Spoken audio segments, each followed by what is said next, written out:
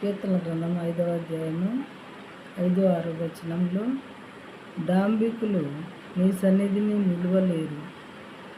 అంటే డంబాలు పలికేటటువంటి వారు, పాపము చేయవారందరూ నీకు అసహ్యులు. దేవుడు పాపాన్ని ద్వేషిస్తున్నాడు, కానీ పాపని ప్రేమిస్తాడండి. ఎప్పుడు ఆ పాపాన్ని వదిలేసినప్పుడు. మరి పాపము చేయవారందరూ నీకు అసహ్యులు, దేవుడికి అసహ్యులు. పాపం చేస్తే అసహించుకుంటారు దేవుడు, కాబట్టి దానికి దూరంగా మనం ఉండాలి. డంబాలు చెప్పేవాళ్ళు దేవుని సన్నిధిలో నిలవలేరు, కాబట్టి ఆ డంబపు మాటలు పలికేవాళ్ళు భయపడాలి దేవునికి. ఆ తర్వాత 4వ వచనంలో, ముందుగా నీవు దుష్టత్వం చూచి ఆనందించు దేవుడు కావు.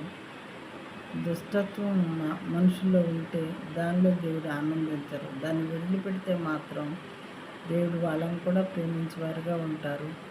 చెడుతనమునకు నీ వద్ద చోటు లేదు, కాబట్టి చెడుతనము విడిచిపెడితే ఎలాంటి వాళ్ళైనా దేవుడు ప్రేమించి ఆయన వద్దకు చేర్చుకుని వారుగా ఉన్నారు. కాబట్టి దేవునికి ఇష్టమైనటువంటి ఈ క్రియలను విడిచిపెట్టి మనం ఆయనకి ఇష్టలుగా ఉంటే ఆయన మనల్ని ప్రేమించేవారుగా ఉంటారు.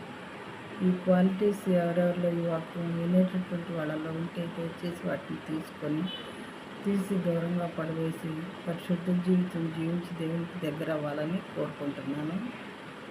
కీర్తనల గ్రంథము 5వ అధ్యాయము 4-5 వచనము.